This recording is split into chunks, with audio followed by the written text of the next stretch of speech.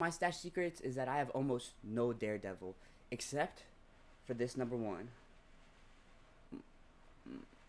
Well, you know, this number one. So when I had the choice between Born Again, Yellow, and this one, I think it's pretty clear which one had the most interest behind it. I bought a whole bulk order, and between the Infinity Gauntlets and Spider-Man 2099s, boom, this one. And it was printed by Gamma, which is the Gas Appliance Manufacturers Association, which I could say we've all heard of as one of our favorite comic printing companies. So whenever I had actually gotten to look inside the comic, I was actually really impressed. The art in here is really good. I'm gonna go ahead and front load this and say that the actual contents of the comic aren't really so interesting. Vapora, the main antagonist, is kind of boring. Her design is fantastic, I would say, but she doesn't really say anything. She just kind of repeats die, die, die, mine, mine, mine, and that kind of takes away from it a little bit. But her design is what it's mostly about.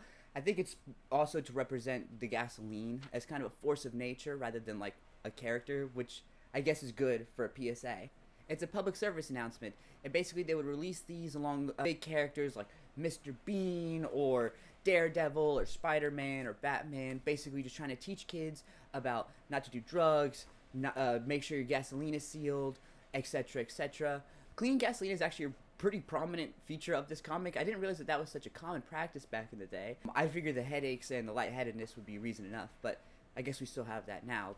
But this being a PSA did get me thinking. I was like, we don't really have PSAs anymore. Like we do in school, etc., but not really in the form of comics. I think it speaks to a larger thing about how comics aren't really targeted towards kids anymore. Recently I just took my brothers out for free comic book day, and some of the free comic books were for kids, but when actually trying to like look through issues and stuff, you really have to go back to this or older. We just don't really make comics targeted towards kids, and I think that's also why PSAs have kind of gone a little bit out of the window because, well, we know. You and me, we know. So, we know not to huff gasoline and stuff. So, as for the actual comic, it kind of just goes through Daredevil going through a burning house and saving some kids, etc. Kind of some basic stuff, switching between him and in Matt Murdock form and Daredevil, trying to investigate this person who's been being investigated for arson. And that Vapora is kind of pretty cool as a villain for him. You know, he can't really see the vapors. You can't hear them unless you can hear like where the gasoline's coming out of. And there are a few parts where he kind of gets down. You know, he's obviously just a human, so he gets caught in burning buildings and can't breathe in the smoke. And I just thought that was kind of fun that like the gasoline, that Daredevil was an excellent choice. His powers don't really help him. He doesn't have a mask. He has the opening here. So, inspired choice for the versus gasoline issue.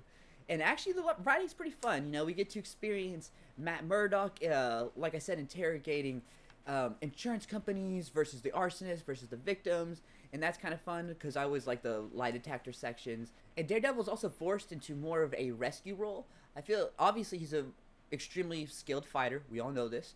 But it is kind of fun seeing him put on the back foot where he can't really fight. He kind of just has to go save or use a fire extinguisher, or like at one point he stops, drops, and rolls, which is fun. So beyond just catching my initial interest from being a PSA comic about gasoline with Daredevil number one, which I realize is standard for a one-shot, but we all have a little bit of Daredevil in all of us, you know. The comic was actually a lot of fun, and I think is a little fun blast of the past. As far as PSAs goes, this is probably one of the best I've read. Usually it's a lot more simple, but it's fun seeing them actually mess with Daredevil's powers and going through a full day in the life kind of thing. So all in all, pretty good comic. I did leave a review on my League of Comic Geeks if you want to follow me there, because we are going on League of Comic Geeks. It is my favorite app. Welcome to the outside. I'm at the storm shelter, and I'm by the birds and the trees. It's good to stay safe in these trying times, especially with some of the reviews you read on here. But I feel like today it's not going to be too bad. This was an edutainment comic. In fact, one of the reviews on here says, it didn't move me or anything, but the art was actually pretty good and had some fun moments from both Daredevil and Matt Murdock. I could actually see this having helped someone at some time. Pretty good edutainment. 3.5 stars.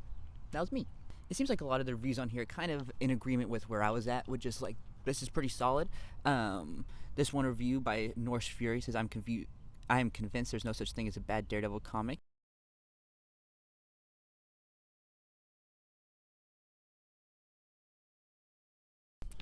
All right, this Norse Fury review actually is really good. Information from the time and why this was made. Apparently, gasoline-related burns accounted for 13,000 to 15,000 emergency department visits annually, with over 6,000 residential fires and about 500 deaths during the study period. Apparently, it was pretty common to use gasoline for things that aren't motor fuel, so I guess that was kind of the main concern at the time.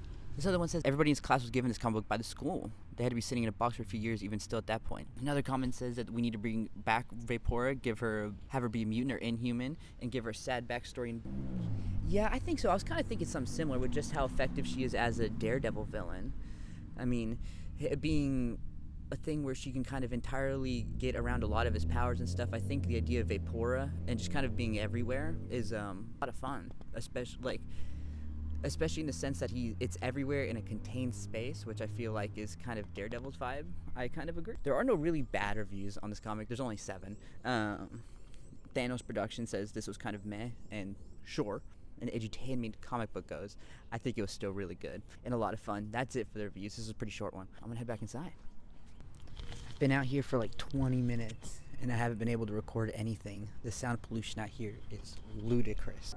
They don't even live that close to an airport.